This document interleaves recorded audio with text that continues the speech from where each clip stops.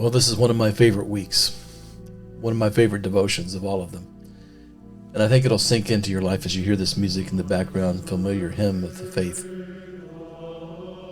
We're going to look at the cross. We're going to look at the world and how the world sees the cross, what they love. We've been talking about loving God, number one position. And this is an old hymn of the faith that I just love. And we sang when I was in seminary, and I sang in the men's choir. The 160 men singing this was just amazing.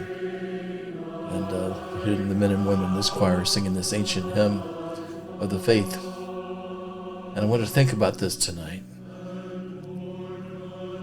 So, in order to live a life for Christ, there are three areas in a man's life that have to be overcome. They're the trinity of the fallen nature of man. 1 John 2:15 through 17 says this: "Do not love the world or anything in the world. For if anyone loves the world, the Father is not in them." When you're loving the world and you're just eating up the junk of this world, God's not in you. He's not in that. If anyone loves the world, the Father is not in them. For everything in the world, and here's the big three bonehead areas where we fall into sin, and it gets listed out very clearly for us here. Number one, you can write this down: the lust of the flesh.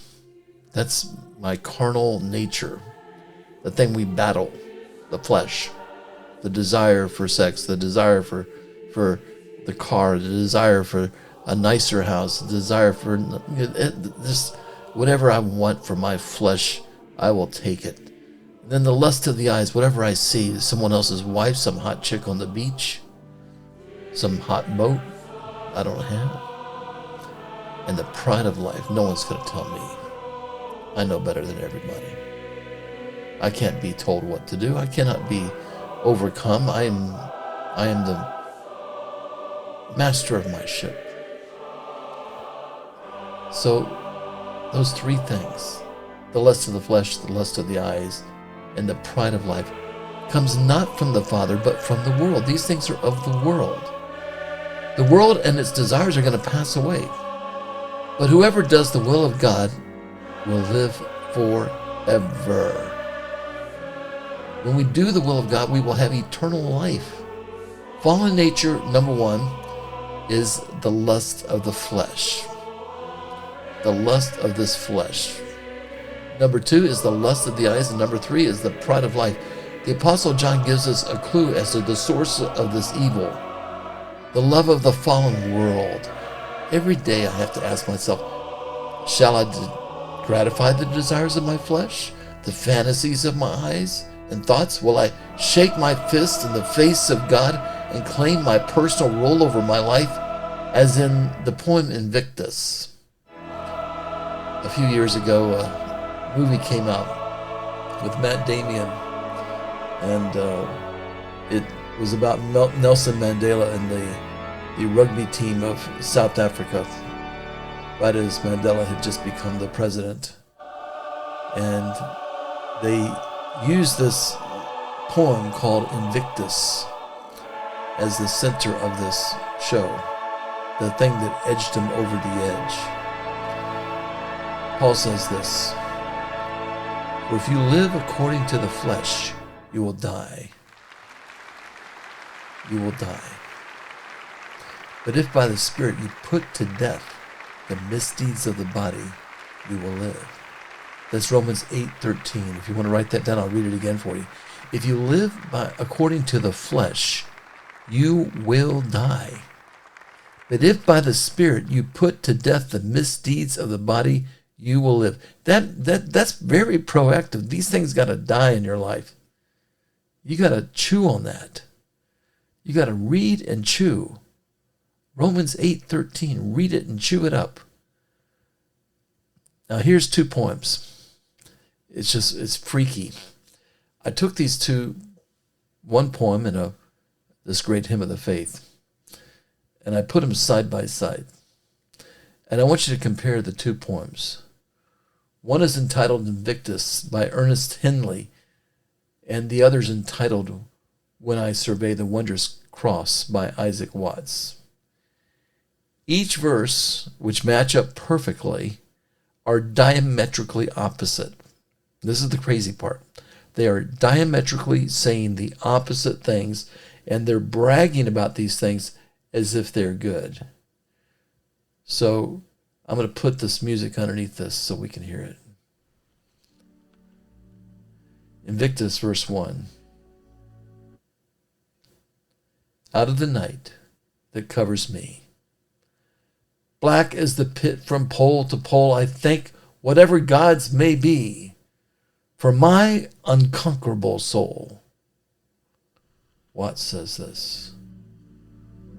When I survey the wondrous cross on which the Prince of Glory died, my richest gain I count but loss, and pour contempt on all my pride. Listen to this.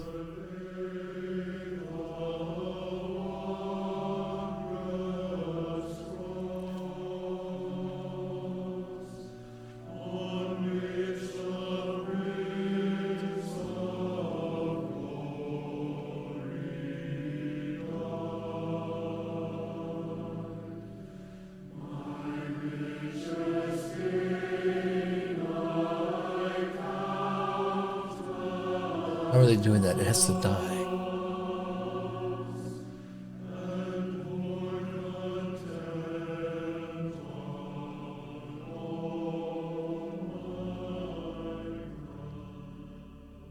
In the fell clutch of circumstances, Invictus, the poem says,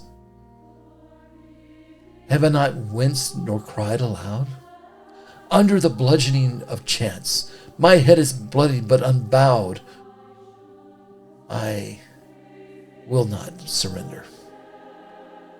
This is about me. Let me hear, when I survey the wondrous cross, part 2. Forbid it, Lord, that I should boast, save in the death of Christ my God. All the vain things that claim the most, I sacrifice them to his blood. I lay them down. I kill them. I put them at the foot of the cross. Invictus, beyond this place of wrath and tears looms the honor of the shade, and yet the menace of the years finds and shall find me unafraid. The cross. See from his head, his hands, his feet. Sorrow and love flow mingled down. Did e'er such love and sorrow meet? Or thorns compose so rich a crown?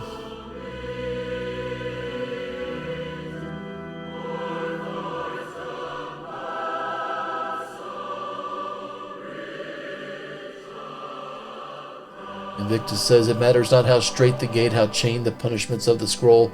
I am the master of my fate. I am the captain of my soul. All of you have heard that before. Were the whole realm of nature mine, that were a present far too small. Love so amazing, so divine, demands my soul, my life, my all.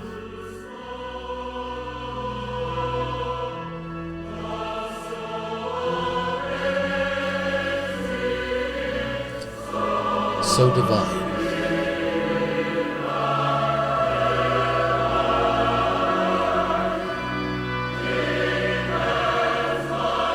Demands my soul, my life,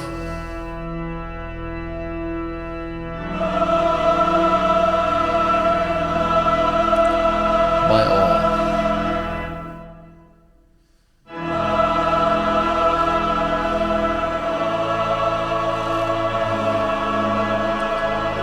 Meditate and think on these things tonight. As for me and my house, we will stand on the side of the cross. Will you join us? Will you join us on this day 6?